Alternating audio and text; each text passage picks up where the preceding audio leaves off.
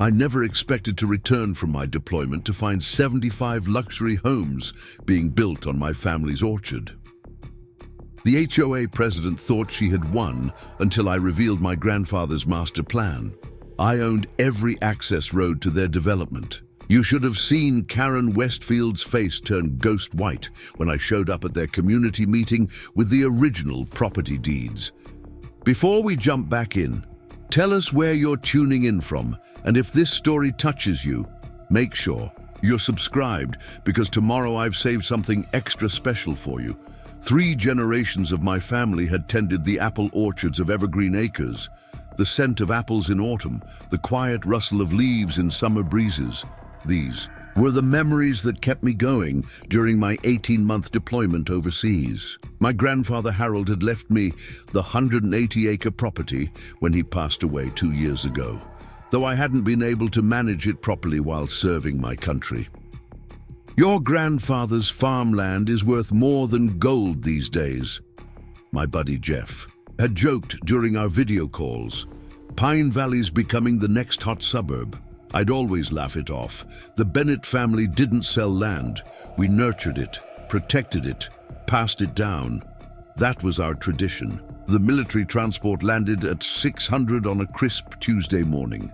After processing out, I was eager to drive the 2 hours to Pine Valley to finally walk among my grandfather's beloved trees again.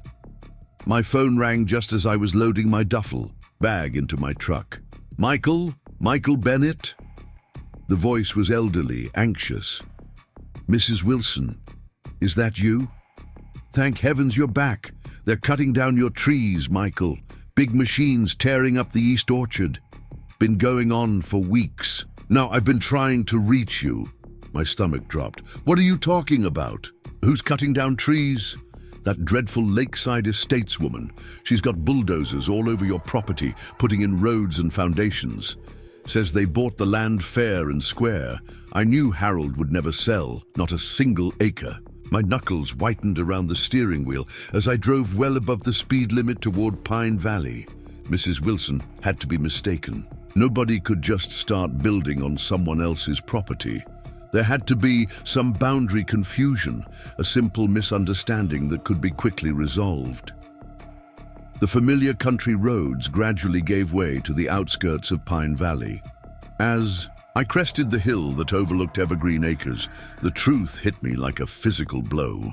Where the East Orchard once stood, trees my great-grandfather had planted now lay scrubbed earth, construction equipment, and the wooden frames of dozens of houses in various stages of completion.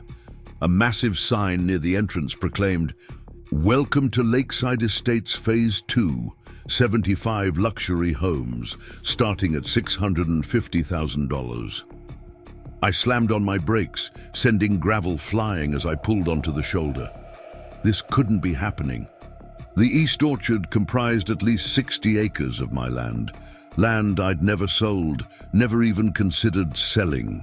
I drove down the hill, past my grandfather's white farmhouse that stood untouched, and directly to the construction site. Workers in hard hats moved about like ants on a mission, completely transforming what had once been beautiful, productive land.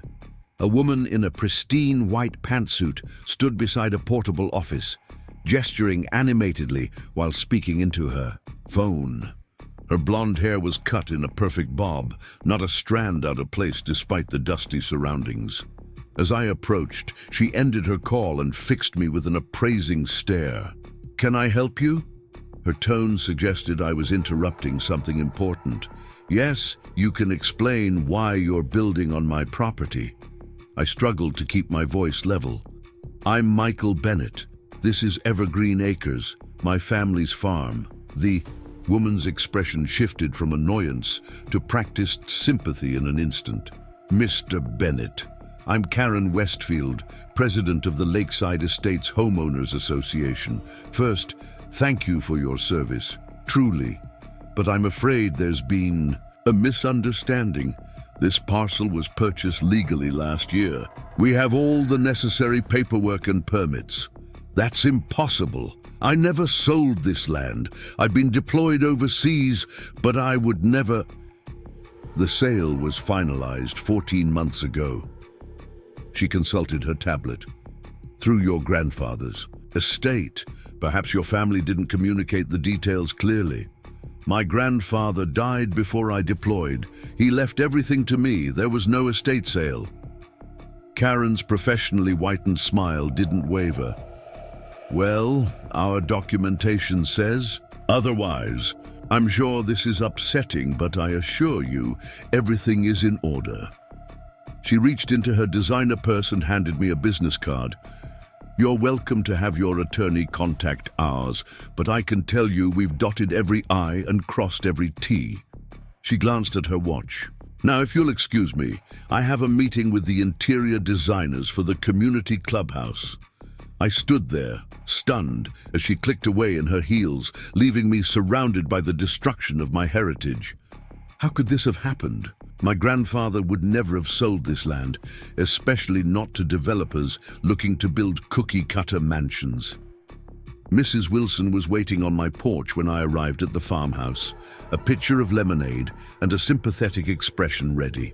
The 76-year-old had been our neighbor for as long as I could remember, and she'd kept an eye on the property during my absence. They started showing up with surveyors about 3 months after you deployed, she explained, pouring me a glass. Your grandfather would be turning in his grave. He fought off developers for decades. Did he ever mention selling any part of the farm, even considering it? Mrs. Wilson shook her head firmly. Never. In fact, the week before he passed, he was in his study for hours. Said he was securing your future, whatever that meant. Harold was always 3 steps ahead of everyone else. I hadn't been in my grandfather's study since the brief leave I'd taken for his funeral. The room remained exactly as he'd left it. Bookshelves lined with agricultural texts, old family photos, and decades of meticulous farm records. The faint scent of his pipe tobacco still lingered. If there were answers, they'd be here. I spent hours combing through filing cabinets, boxes, and stacks of folders. Nothing about a land sale, no correspondence with developers. My frustration mounted with each dead end. How was it possible for someone to simply take 60 acres without any documentation? As night fell, my eyes grew heavy from reading endless documents by lamplight. I leaned back in my grandfather's old leather chair, stretching my arms above my head. As I did, my elbow knocked over a stack of farming almanacs on the corner of the desk. As I bent to pick them up, I noticed something odd, a slight depression. In the wooden floorboard beneath the desk, barely visible in the dim light, I got down on my hands and knees, pressing on the board. It gave slightly under the pressure. My heart quickened as I worked my fingers around the edge of the board. It lifted, revealing a small compartment beneath. Inside was a metal lockbox. The key hung from a small nail on the underside of the desk, exactly the kind of clever hiding place my grandfather would devise. With slightly trembling hands, I opened the box. Inside lay several documents. The original deed to Evergreen Acres, my grandfather's will, naming me as his sole heir, and a thick manila envelope with my name written on it in his familiar handwriting. I opened the envelope to find a letter addressed to me, dated just 3 days before his death.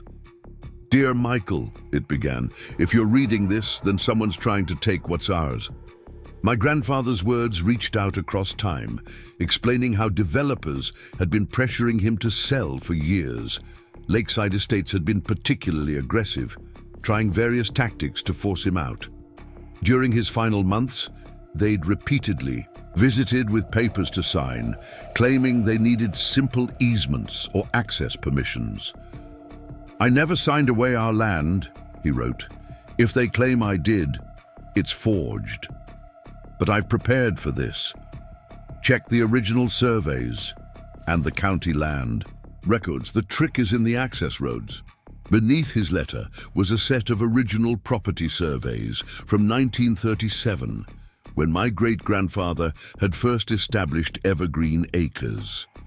According to these documents, our property included not just the acreage everyone recognized as the farm, but also all access roads leading to what was now the existing Lakeside Estates development.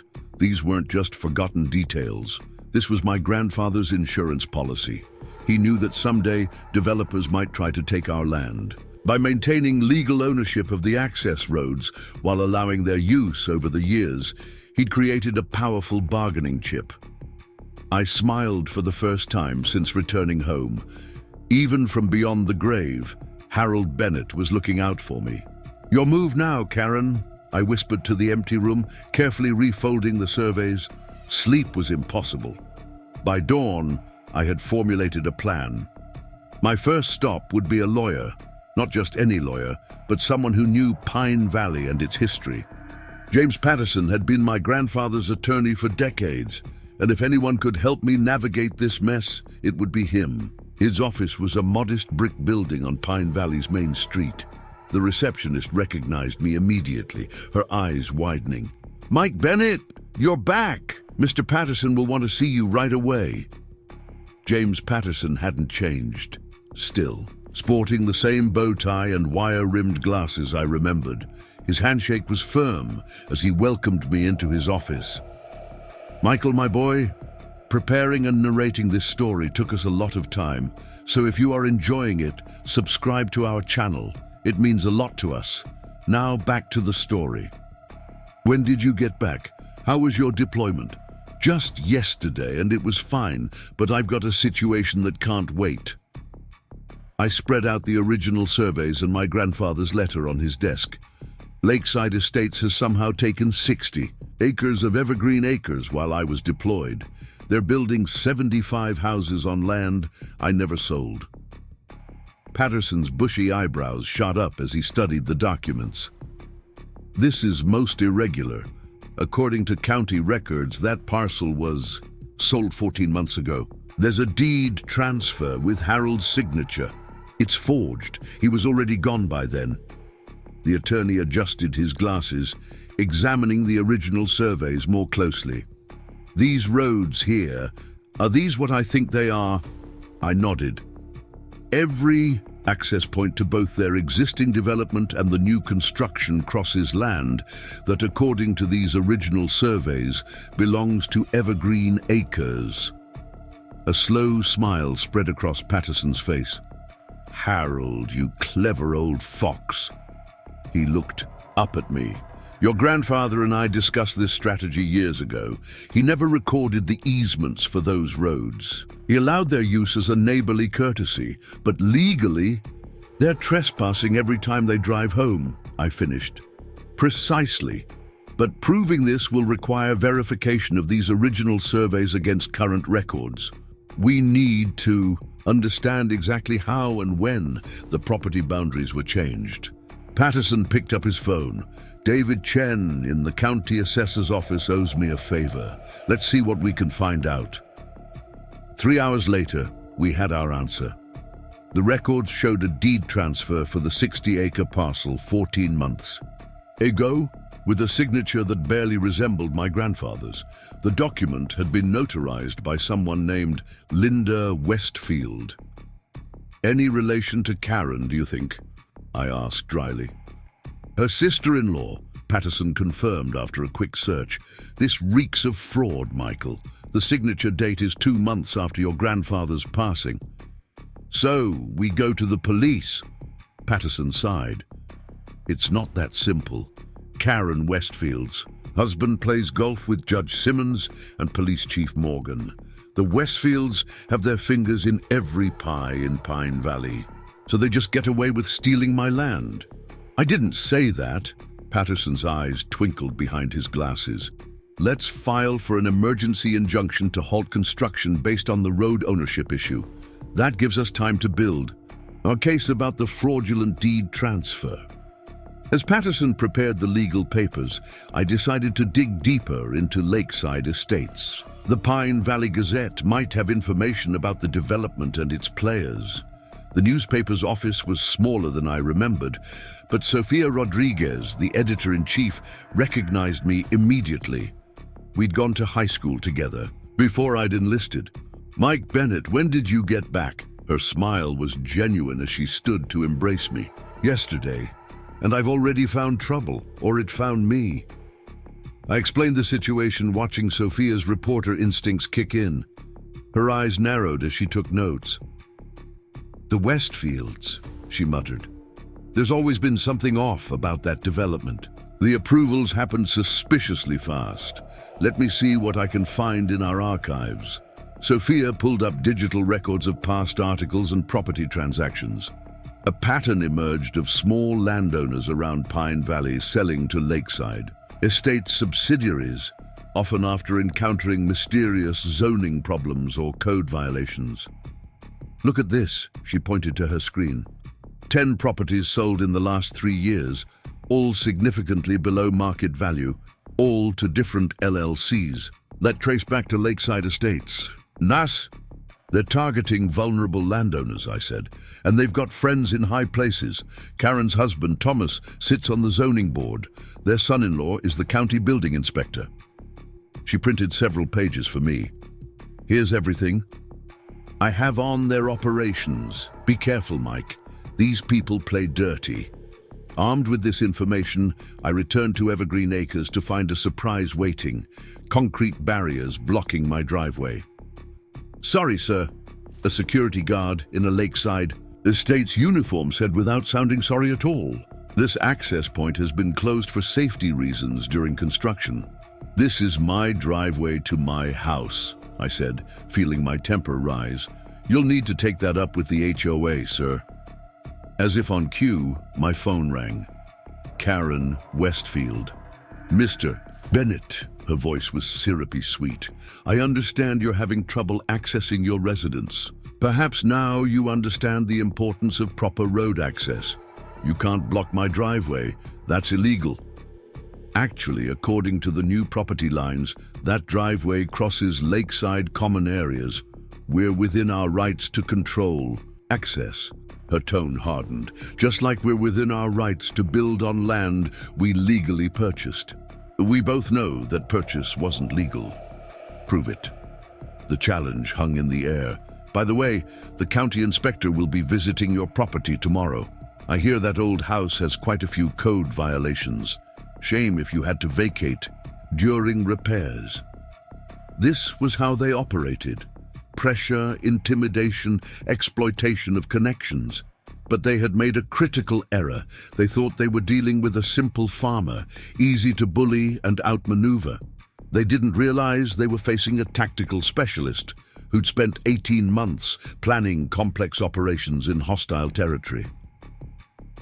You know, Karen, I kept my voice casual, before you rush to finish those foundations, you might want to check who owns the roads leading to your development. Actually, while you're at it, check who owns the ground under your own house. There was a beat of silence. What are you talking about? I think you'll find out soon enough. Have a nice day. I ended the call, feeling a grim satisfaction as I parked on the roadside and walked past the barriers to my house. The battle for Evergreen Acres was just beginning, but for the first time since seeing those bulldozers, I felt a sense of hope. My grandfather's voice seemed to whisper in my ear, "Remember, Mike, the best trap isn't one your enemy walks into. It's one they build themselves without knowing it." By blocking my driveway, Karen had just confirmed what my grandfather's surveys suggested.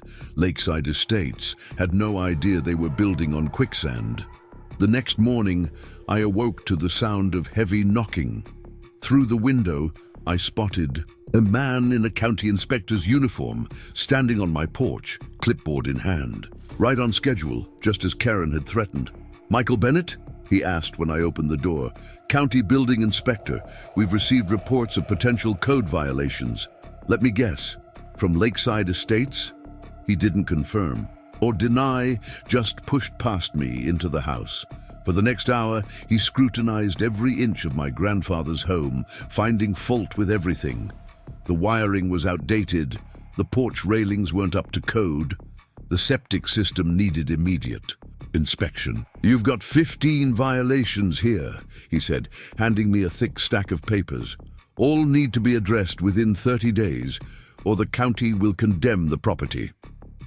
As he left, I noticed Karen Westfield watching from her luxury SUV parked across the street. She gave a small, satisfied wave before driving off. The message was clear: play along or lose everything. I spent the afternoon calling contractors about the repairs, only to hear the same response each time. "Sorry, we're booked solid for months." One finally admitted the truth after I pressed him. "Look, I can't cross the Westfields. They control too much business in this county." That evening, the water pressure dropped to a trickle. When I called the utility company, they claimed there was maintenance work happening with no completion date. By nightfall, the electricity flickered off. The power company's automated system reported an unexpected outage in my area only. I sat on the porch in darkness, watching security lights sweep across what had once been my grandfather's east orchard. The destruction of my heritage was illuminated in harsh white flashes, the half-built luxury homes standing like tombstones over the land where generations of my family had worked. My phone buzzed with a text from Patterson. "Judge denied our emergency injunction. Westfield's husband golfed with him yesterday. Court date for property dispute set for 4 months from now." 4 months. By then, those houses would be finished and sold. The damage would be irreversible. I was running out of options. But military service had taught me something valuable. When conventional tactics fail, it's time for asymmetric warfare. The following morning, I drove to the Pine Valley Municipal Building to examine public records. If Karen thought she could isolate me by leveraging her connections, she was about to learn I could play that game too. Hours of research revealed a web of interconnected interests behind Lakeside Estates. 6 names appeared throughout the documentation: Karen and Thomas Westfield, County Commissioner Frank Hayes, Planning Board Director Alice Peters, and 2 silent partners whose names were buried in LLC filings. Most interesting was a recent loan approval for $22 million to finance Lakeside Estates Phase 2, with the land itself listed as collateral. My land. On my way out, I encountered David Chen, the county records clerk Patterson had spoken with. "Mr. Bennett," he glanced around nervously before speaking in a hushed tone, "I found something odd after your attorney called. The boundary changes to your property weren't properly documented. The original filings are missing several required signatures. Are you willing to testify to that?" His expression fell. "My kids are in private school on a scholarship from the Westfield Foundation. I'm sorry." I nodded in understanding. Karen's influence ran deep. Before leaving, I asked, "Is there anyone in the county offices who isn't in the Westfield's pocket?" David thought for a moment. "Try Margaret Jenkins in Environmental Resources. She's retiring next month and has been fighting with the planning board over wetland protection for years. Margaret Jenkins proved to be exactly the ally I needed." The stern 60-something environmental officer examined my grandfather's surveys with growing interest. "There's a protected wetland in this section." She pointed to an area where Lakeside was currently laying foundations. "It's a critical watershed for the county. Your grandfather knew that. He helped map it back in the 90s. They're building right on top of it." Margaret's eyes narrowed. "They shouldn't have received permits for that area at all." She typed rapidly on her computer. "The environmental impact study they submitted shows that area as non-sensitive grassland. That's a blatant misrepresentation. Can we stop construction based on this? I can issue a temporary environmental hold while we investigate the discrepancy. It won't last forever, but it will give you some time." By afternoon, construction at Lakeside Estates Phase 2 had ground to a halt. Workers stood idle as environmental officers placed markers around the wetland areas. From a distance, I watched Karen Westfield gesticulating wildly on her phone, her perfect composure finally cracking. My small victory was short-lived. That evening, my phone erupted with messages from unknown numbers. Parking violation on your property. Fine, $750. Lakeside HOA compliance. Improper lawn maintenance. Fine, $500. Lakeside HOA compliance. Unauthorized structure, garden shed. Fine, $200. Lakeside HOA compliance. They were fining me for violations on my own property, the same intimidation tactics they'd used on others. I drove around Pine Valley, seeking out former landowners who'd sold to Lakeside. Their stories were eerily similar. Sudden code violations, utility problems, mysterious zoning changes that devalued their properties, all followed by generous offers from Lakeside-affiliated companies to buy them out. Mr. Grayson, a former neighbor, invited me in for coffee. The 70-year-old had sold his family farm 2 years earlier. They fined me every week for improper fencing around my cattle pasture, he explained. Then the county suddenly rezoned half my land as conservation area, where I couldn't graze my animals. After 6 months of fighting, I gave up and sold for half what it was worth. To Lakeside. To some company called Valley View Investments. Found out later, it was owned by Karen Westfield's brother. As I drove home, Margaret Jenkins called with news. They've filed an emergency appeal to lift the environmental hold. The hearing is tomorrow morning. Somehow they've fast-tracked it. Let me guess, Judge Simmons. How did you know? I was running out of time and options. If conventional legal channels were blocked, I needed to change tactics. My grandfather's voice echoed in my mind. The trick is in the access roads. That night, I spread out all the documents I'd gathered across the kitchen table. Original, surveys, property deeds, and a crucial piece of information from my grandfather's letter I hadn't fully appreciated until now. I never recorded easements for those roads. Without recorded easements, the roads crossing my property to access Lakeside Estates remained legally mine. An idea began forming. Not just about stopping the new development, but potentially leveraging control over the existing one as well. I called Patterson. I need to know exactly which roads on the original survey are still legally mine, and what rights that gives me. Michael, what are you planning? A counterstrike. Karen wants to play hardball? Fine. But I'm changing the game. Dawn found me at the county surveyor's office with an independent surveyor recommended by Patterson. By noon, we had GPS marked every access point to both the existing Lakeside Estates and the new development that crossed my property. According to the original surveys, the results were better than I'd hoped. Not just the main entrance roads, but also 3 secondary access points, and the emergency fire road all crossed land that legally belonged to Evergreen Acres. Patterson met me at his office to review the findings. This is quite extraordinary, he said, examining the surveyor's report. According to these boundaries, you have legal control over every vehicle access point to Lakeside Estates. And the clubhouse? The one Karen is so proud of? Patterson's eyes twinkled. Sits entirely on what is legally your property. Your grandfather never challenged it because he believed in being a good neighbor, unlike the Westfields. Indeed. However, there's a complication. Simply blocking these roads would affect innocent homeowners. The court would likely grant emergency access rights on humanitarian grounds. I don't want to hurt the residents, I assured him. This is about stopping Karen and exposing what she's done. Speaking of which, did you find anything on that deed transfer? Patterson pulled out a folder.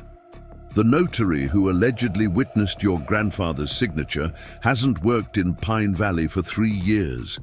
She moved to Florida before the document was supposedly signed. So it's definitely fraud. Without question. But proving it in court against the Westfields' connections will be challenging. I stood, gathering the surveys. Then we need leverage to force them to negotiate. and I think I know where to find it. That evening, I received an unexpected visitor. Robert Miller, the Lakeside Estates HOA treasurer, pulled up in a modest sedan, glancing nervously at the security cameras Karen had installed to monitor my property. "I shouldn't be here," he said when I opened the door, "if Karen finds out." "Why are you here, Mr. Miller?"